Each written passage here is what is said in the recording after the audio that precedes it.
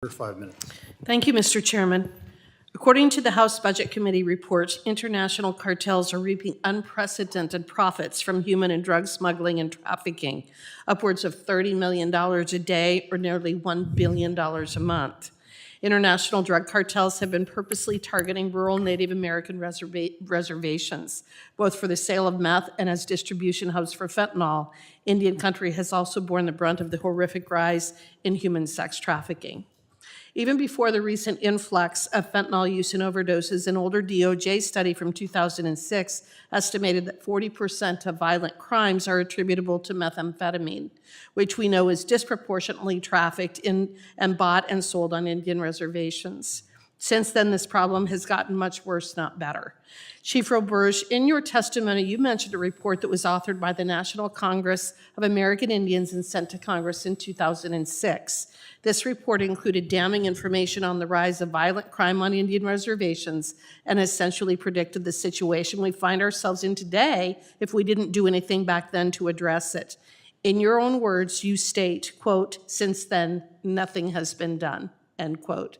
That is a very sad state of affairs.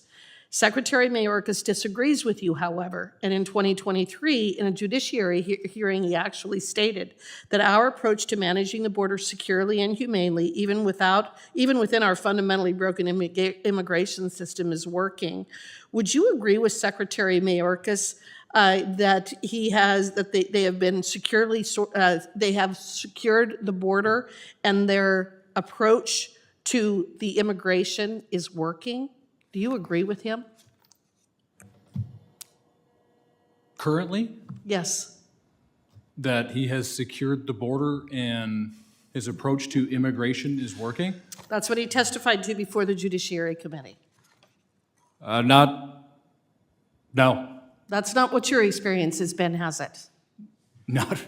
What Not about at you, all. Ms. Zinn, or you, Mr. Norris? Do you believe that the current administration has secured the border and that their approach is working? No, our southern border is wide open and our northern border is wide open. Absolutely not. Well, There's no border control. and many Indian communities have been and will continue to be devastated by the overflowing of fentanyl that's crossing our border. In my home state of Wyoming, over 23,700 pills were seized in 2023 alone.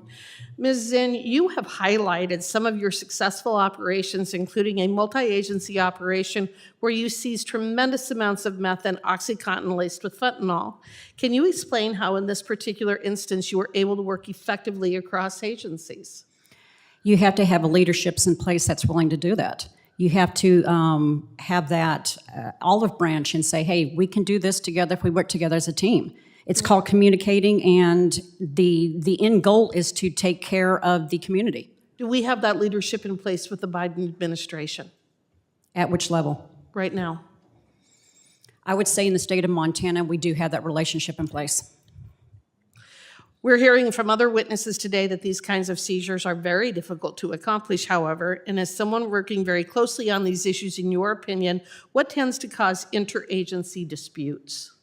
Territory. Yo tengo mío. I have my case. You have your case. This case and won't get prosecuted in the U.S. Attorney's Office. Maybe it will. All that comes into play.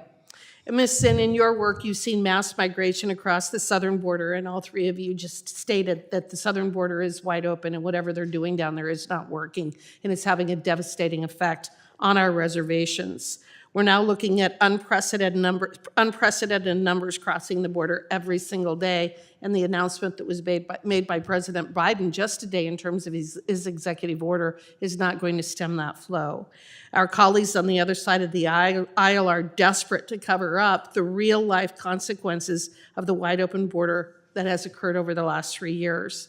As someone who has worked on these issues across various administrations, Ms. Zinn, is it safe to say that the southern border is in the worst shape it's ever been under President Biden? Absolutely. I've worked on the southern border. I know what the border looks like. Would you agree, Mr. Norris? Absolutely. And what about you, Chief Roberge?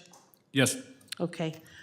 With that, I want to thank you three for being here. I will echo what Chairman Westerman has stated. We've now had a couple of hearings on this particular topic, and as the chairman of the Subcommittee on Indian and Insular Affairs, I take this extremely seriously, and it's breaking my heart what we're seeing happening on our reservations. I just had the opportunity to question the Attorney General of the United States, Merrick Garland, on this very issue.